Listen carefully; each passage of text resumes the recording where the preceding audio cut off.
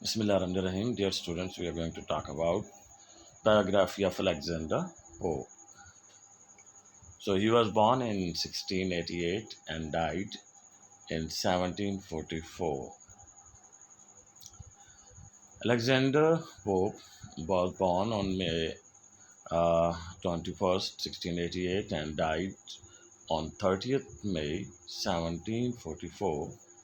Is one of the best known and most quoted poets in the English language. He specialized in satirical writing which earned him some enemies but helped his witty language endure for centuries. He is best known for his poems, for instance, An Essay on Criticism, 1711, The Rape of the Lock, 1712 to 14, it was right, The Dunciad, and An Essay on Man. He is one of the most epigrammatic of all English authors. Pope's father, who was basically a wholesale linen merchant, retired from business in the year of his son's birth, and in 17 went to live at Binfield in Windsor Forest. The popes were Roman Catholics, and at Binfield they came to know several neighboring Catholic families who were to play an important part in the poet's life later. Uh, there are certain facts regarding life of Alexander Pope. For instance, his occupation, he was a poet, satirist, writer, known for Pope's poetry, satirized English politics and society of the day, which earned him both admirers and enemies during a particular turbulent era of British history. His writings have endured and made him one of the most quoted English writers, second only to Shakespeare. So, for further, as I have told you, he was born in 1688 in London and died May 30th, 1744, in Middlesex, England. Parents, his parenthood is Alexander Pope and Edith Turner, and notable quotes teach me to feel another's woe, to hide the fault I see, that mercy I to others show, that mercy to show me. Pope was born into a Catholic family in London. His father, also named Alexander, was a successful linen merchant, and his mother, Edith, was a found from a middle class family. Pope's early life coincided with major problem, especially in England.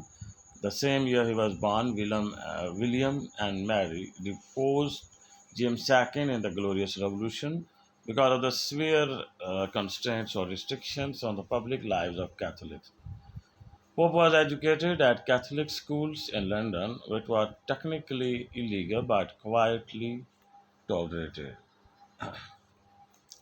When Pope was 12, his family moved away from London to a village in Berkshire due to laws forbidding Catholics to live within 10 miles of London and corresponding wave of anti Catholic sentiment and action. When Pope was 12, his family moved away from London to a village, and this is the same thing that we have because it was very tough for the Catholics to live within the suburbs are in the heart of especially London at that time. So Pope was unable to continue his formal education while living in the countryside, but instead taught himself by reading texts by classical authors and poetry in several languages. Pope's health also further isolated him.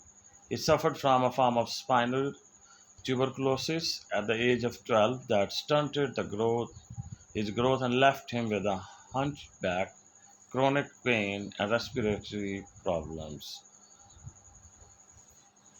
So, despite these struggles, Pope was introduced to the literary establishment as a young man, largely thanks to the mentorship of the poet John Carroll, who took Pope under his wing. William Walsh, a lesser known poet, helped Pope revise his first major work, The Pastorals, and the Blount sisters, Teresa and Martha, became lifelong friends of Pope. When Pope published his first work, The Pastorals, in 1709, it was met with almost instant acclaim. 2 years later, published an essay on criticism, which includes some of the earliest famous quotes from Pope's writing. "God is human to forgive divine," and "Fools rush in," and was also very well received. Around this time, Pope befriended a group of contemporary writers: Jonathan Swift, Thomas Paine, and John Arbuthnot. The writers formed a satirical quartet called the Scribblers Club, targeting ignorance and pedantry alike through the character of Martinus Scribbler. In 1712, Pope's sharp satirical tongue turned to a real life high society scandal with his most famous poem, The Rape of the Lock. Scandal revolved around an aristocrat who cut off a lock of hair from a beautiful woman without her permission, and Pope's poem both satirized high society and mused upon consumerism and its relationship to human agency. He also worked on a tradition of Homer's Iliad. For a few years, he lived in his parents' house in Keswick, but in 1719, the profit from his translation of Homer enabled him to buy his own home, a villa in Twickenham. The villa, later known simply as Pope's Villa, became a tranquil place for Pope, where he created a garden and grotto. The grotto still stands despite much of the rest of the villa have been destroyed or rebuilt. A Pope's career continued. His satirical writings became more and more pointed. The Danzig, first published anonymously in 1728, would come to be considered a masterpiece of poetry but earned him a huge amount of hostility. This poem is a mock heroic narrative that celebrates an imaginary goddess and her human agents who bring ruin to Great Britain. The allusion is the poem was aimed at many prominent aristocratic figures of the day as well as the weak-led government. Pope's style earned him so many enemies that for a time, whenever he left the house, he brought his Great Dane with him and carried pistols in case of a surprise attack by one of the targets or their escorters. In contrast, his an essay on man was more philosophical, reflecting on the natural order of the universe, suggesting that even the imperfections in the world are part of a rational order. An essay on man differs from much of Pope's work in its optimism. It argues that life functions according to a divine and rational order, even when things seem confusing from inside the eye of the storm. So to speak, he did, however, return to satirical roots with imitations of Horace, a style of what Pope perceived to be the corruption and poor culture taste during the reign of George II. After 1713, Pope mostly stopped producing new work. He began working on additions and revisions to the Danzig, publishing a new book in 1742 and a complete revision in 1743. In the new version, Pope more clearly satirized and criticized Horace Walpole, a Whig politician who was in power and who Pope blamed for many of the problems in British society. By that point, however, Pope's lifelong poor health was catching up to him. He had suffered from chronic pain, respiratory problems, a hunchback, frequent high fevers, and other problems since childhood. In 1744, his doctor reassured him that he was improving, but Pope only made a joke and accepted his fate. He received the late rites of the Catholic Church on May 29, 1744, and died at his villa, surrounded by his friends. The following day, he was buried at St. Mary's Church in Twickenham. In the decades following his death, Pope's poetry went out of fashion for a time, while Lord Byron cited Pope's poetry as an inspiration. Others, such as William Wordsworth, criticized for being too elegant or decadent. However, in 20th century, interest in Pope's poetry had a resurgence and his reputation was elevated along with his new wave of interest. In these recent decades, his reputation has rebounded to the point of being considered one of the greatest English poets of all time, thanks to the thoughtful, ever quotable writing. Alexander Pope used language with genuine inventiveness. His qualities of imaginations are seen in the originality with which he handled traditional forms, in his satiric vision of the contemporary world, and in his inspired use of classical models.